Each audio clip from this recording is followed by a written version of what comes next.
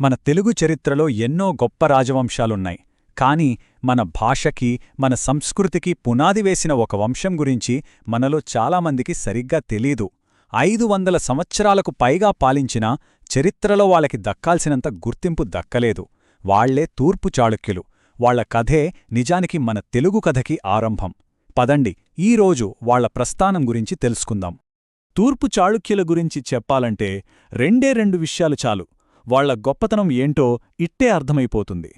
ఒకవైపు వాళ్ల భక్తికి నిదర్శనంగా ఏకంగా 108 శివాలయాలను నిర్మించడం, మరోవైపు అప్పటివరకు కేవలం మాట్లాడుకునే భాషగా ఉన్న తెలుగుని ఒక గొప్ప సాహిత్య భాషగా మార్చిన ఘనత. అవును, వాళ్లవల్లే మన తెలుగు సాహిత్యం మొదలైంది. సరే, మరి ఈరోజు మన ప్రయాణం ఎలా సాగబోతుందో ఒకసారి చూద్దాం. ముందు వాళ్లు ఎలా మొదలయ్యారో తెలుసుకుందాం. తర్వాత వాళ్ల పరిపాలన, వాళ్ల కళలు, కట్టడాలు, ఆ తర్వాత తెలుగు సాహిత్యానికి వాళ్లు చేసిన సేవ, చివరగా పోటీ పరీక్షలకు ఉపయోగపడే కొన్ని ముఖ్యమైన పాయింట్స్ని కూడా చర్చిద్దాం. సరే, మొదటి విభాగానికి వచ్చేద్దాం. అసలీ తూర్పు చాళుక్యులు ఎవరో, ఎక్కడినుంచి వచ్చారో, వాళ్ల కథ ఎలా మొదలైంది? ఈ కథ మొదలయింది క్రీస్తు శకం 624లో. అప్పట్లో దక్కన్ మొత్తాన్ని ఏలుతున్న పెద్ద శక్తి బాదామీ చాళుక్యులు. వాళ్ల రాజు రెండో పులకేసి మన కోస్తాంధ్ర ప్రాంతమైన వేంగిని గెలుచుకున్నాడు. గెలిచి ఊరుకోకుండా తన తమ్ముడైన కుబ్జవిష్ణువంతునుణ్ణి అక్కడ గవర్నర్లాగా, అంటే ఒక వైస్రాయ్ VICEROYగా నియమించాడు. అలా ఒక చిన్న ప్రతినిధిగా మొదలైన వాళ్ల ప్రయాణం ఆ తర్వాత ఏకంగా ఒక స్వతంత్ర సామ్రాజ్యంగా మారిందనమాట. ఇక్కడ చూస్తున్న ఈ వంశవృక్షం చూడండి. ఏకంగా 500 ఏళ్లకు పైగా సాగిన ప్రస్థానం వీళ్లది. కుబ్జ విష్ణువర్ధనుడితో మొదలై ఎంతోమంది గొప్ప రాజులు ఈ వంశంలో పుట్టారు. ముఖ్యంగా మనం తర్వాత మాట్లాడుకోబోయే రెండో విజయాదిత్యుడు, రాజరాజ నరేంద్రుడు వంటి వాళ్లు ఈ వంశానికి చెందినవారే. అయితే మొదట్లో వాళ్లకంతా పూలపాన్పు కాదు. పక్కనే ఉన్న రాష్ట్రకూటులతో ఎప్పుడూ యుద్ధాలే. రాజ్యం కొన్నాళ్లు అస్థిరంగానే ఉంది. కాని క్రీస్తు శకం 848లో మూడో గుణ విజయాదిత్యుడు లాంటి బలమైన రాజు వచ్చాక సీన్ మారింది. వాళ్ల శక్తిని నిలబెట్టుకుని ఇక మేమో ఎవరికీ సామంతులం కాదు అని స్వాతంత్ర్యం ప్రకటించుకున్నారు. సరే, మరొక రాజ్యాన్ని 500 ఏళ్లు పాలించారంటే వాళ్ల పరిపాలన ఎంత పటిష్టంగా ఉండాలి, వాళ్ల అడ్మినిస్ట్రేషన్ సిస్టమ్ ఎలా ఉండేదో ఇప్పుడు చూసేద్దాం. వాళ్ల పరిపాలనకు మూలం సప్తాంగ సిద్ధాంతం, SAPTNGA. సింపుల్గా చెప్పాలంటే ఒక రాజ్యానికి ఉండాల్సిన 7 ముఖ్యమైన భాగాలన్నమాట. రాజు, మంత్రి, దేశం, ఖజానా, సైన్యం, మిత్రులు, కోట. ఈ 7 మీదే వాళ్ల ప్రభుత్వం నడిచింది. ఈ సిద్ధాంతాన్ని అమలు చేయడానికి వాళ్లు 18 తీర్థాలు అని కొన్ని డిపార్ట్మెంట్స్ లాంటివి ఏర్పాటు చేశారు. మంత్రి, పురోహితుడు, సేనాపతి, యువరాజు ఇలా కీ రోల్స్ అన్నీ ఇందులో భాగమే. దీన్ని బట్టి వాళ్ల గవర్నమెంట్ ఎంత ఆర్గనైజ్డ్గా ఉండేదో మనం అర్థం చేసుకోవచ్చు. కానీ వాళ్ల సిస్టంలో అసలు సిసలైన హీరోలు ఎవరంటే దేవాలయాలు. అప్పట్లో గుళ్లంటే కేవలం పూజలు చేసే చోట్లు కాదు, అవి powerful social and economic centres. రాజులిచ్చిన వేల ఎకరాల భూముల్ని మేనేజ్ చేయడం, గిరస్, బలి లాంటి ట్యాక్సులు కలెక్ట్ చేయడం, లోకల్ ఎకానమీని సపోర్ట్ చేయడం, ఇవన్నీ గుళ్లే చూసుకునేవి. ఓకే, పరిపాలన బాగుంది. మరి వాళ్ల కళలు, కట్టడాల సంగతేంటి? వాళ్లు మనకి మిగిల్చిన సాంస్కృతిక వారసత్వమేంటో ఇప్పుడు చూద్దాం. 108 ఇది జస్ట్ ఒక నెంబర్ కాదు. రెండో విజయాదిత్యుడు రాష్ట్రకూటుల మీద గెలిచినందుకు కృతజ్ఞతగా కట్టించిన శివాలయాల సంఖ్య. ఒక్క రాజు ఏకంగా 118 గుళ్ళు. వాళ్లు ఆర్కిటెక్చర్కి ఎంత ఇంపార్టెన్స్ ఇచ్చారో చెప్పడానికి ఇంతకన్నా ఏం కావాలి? ఎగ్జామ్స్కి ప్రిపేర్ అయ్యేవాళ్లు ఈ పాయింట్ ఖచ్చితంగా గుర్తుపెట్టుకోవాలి. వీళ్ల ఆర్కిటెక్చర్ స్టైల్ చాలా యునిక్. అటు చాళుక్యుల స్టైల్, ఇటు చోళుల స్టైల్ రెండింటినీ కలిపి ఒక కొత్త స్టైల్ని డెవలప్ చేశారు.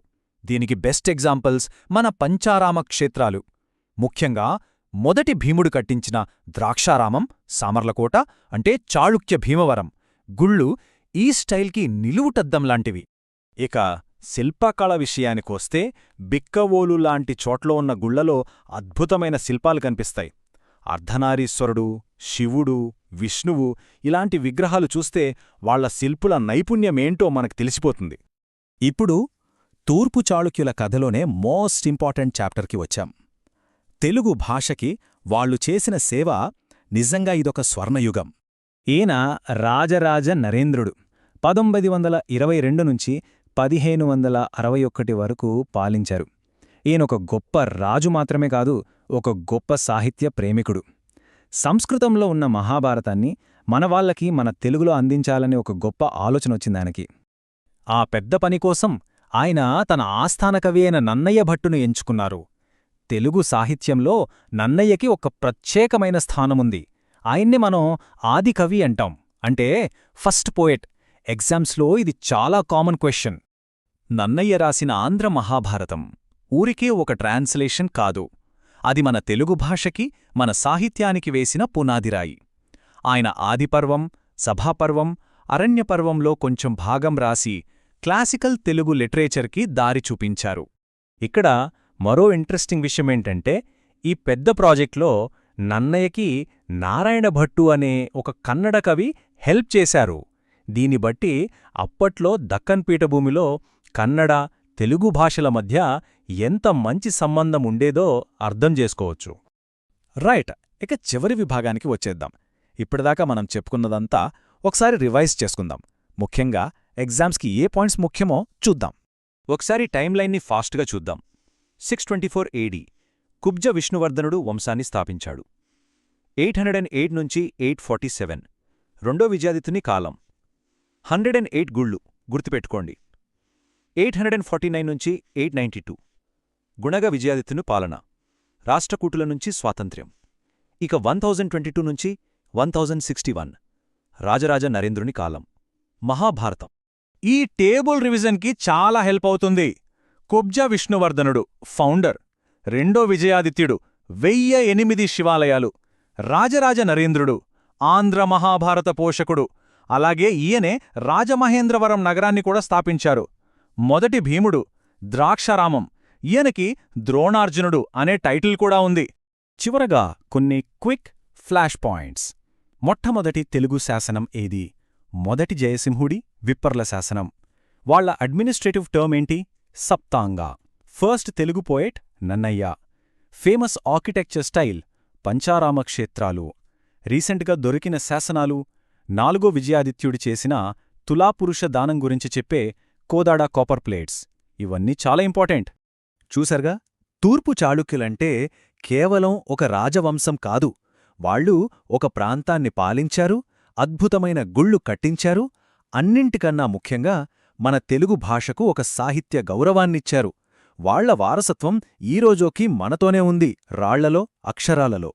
ఇప్పుడు ఒక్కసారి ఆలోచించండి, ఒకవేళ తూర్పు చాళుక్యులే లేటపోతే ఈరోజు మన తెలుగు భాష, మన సంస్కృతి ఎలా ఉండేవి?